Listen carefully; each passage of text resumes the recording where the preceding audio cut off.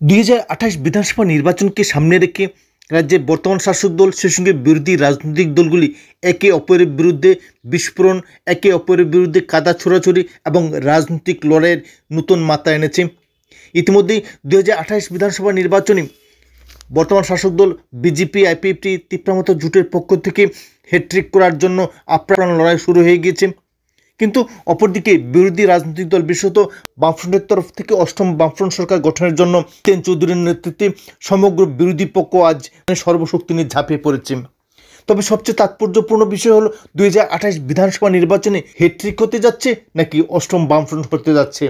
এই নিয়ে সমগ্র রাজ্যে রাজনৈতিক তরজা যেমন তেজি হচ্ছে, ঠিক তেমনিভাবে রাজনৈতিক লড়াইও নতুন মাত্রা এসেছে। তবে বিধানসভার চলতি অধিবেশনে যে ধরনের ঘটনা প্রভাব পরিলক্ষিত হয়েছে তাতে স্পষ্ট ইঙ্গিত পাওয়া যাচ্ছে যে 2028 বিধানসভা নির্বাচনে কি হতে যাচ্ছে, ফলাফল কোন দিকে যাবে, বিজেপি আসবে নাকি বামফ্রন্ট আসবে।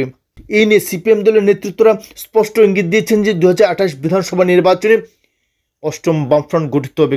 এর অন্যতম কারণ হলো 2028 বিধানসভা নির্বাচনের জন্য বামফ্রন্ট তথা সিপিএম এক নূতন ইস্যু খুঁজে পেয়ে গেছে এবং এই ইস্যুই যে তুরুপে তাস হতে চলেছে জিতেন চৌধুরী আকার ইঙ্গিতে বুঝিয়ে দিয়েছেন এবং দলের সমস্ত গণসংগঠন সহ দলের নেতৃত্ব পরোক্ষ ইঙ্গিত এবং নির্দেশ ইতিমধ্যেই মেলামাটের তরফ থেকে ঘোষণা করা হয়ে গেছে। অর্থাৎ 2028 বিধানসভা নির্বাচনে একটি মাত্র ইস্যুকে সামনে রেখেই সিপিএম দল লড়াই করতে যাচ্ছে। সিপিএম দল বিজেপিকে হটানোর দৃঢ় অঙ্গীকার করছে। এই ইস্যুটি কি, যার সাহায্যে 2028-এ সরকার গঠনের স্বপ্ন দেখছে বামফ্রন্ট তথা সিপিএম।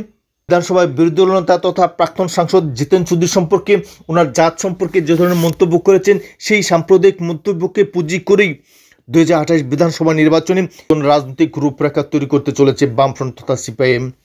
ইতিপূর্বে একটি ইস্যুকে কেন্দ্র করে ক্ষমতা দখল করেছিল, সেই ইস্যু আর কিছুই নয়, জেনেভা ভাষণ। জেনেভা ভাষণকে সামনে রেখে, জেনেভা ভাষণকে পুঁজি করেই বামফ্রন্ট তথা সিপিএম ক্ষমতা দখল করতে সক্ষম হয়েছিল, তা রাজ্যবাসীর সামনে উদাহরণ সৃষ্টি করেছিল। ঠিক তেমনিভাবে আগামী 2028 বিধানসভা নির্বাচনেও বামফ্রন্ট তথা সিপিএম দল এই একটি মাত্র ইস্যু অর্থাৎ জিতেন চৌধুরীর জাত সম্পর্কে যে মন্তব্য, সেই ইস্যুকে সামনে রেখেই আগামী বিধানসভা নির্বাচনে রাজ্যবাসী ভোট নিজেদের দিকে টেনে এনে অষ্টম বামফ্রন্ট সরকার গঠনের স্বপ্ন দেখছেন।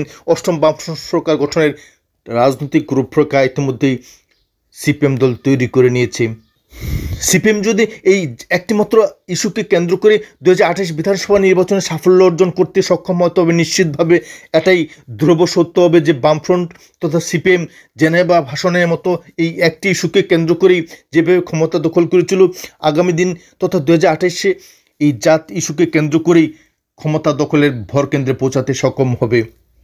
এবং জিতেন চৌধুরীর এই রাজনৈতিক ট্যাগলাইন রাজনৈতিক ময়দানে ব্যাপকভাবে প্রয়োগের চেষ্টা চালাচ্ছে মানিক সরকার, জিতেন চৌধুরী, রাধাচরণ দেববর্মা সহ অন্যান্য জনজাতি ভিত্তিক নেতৃত্বরা।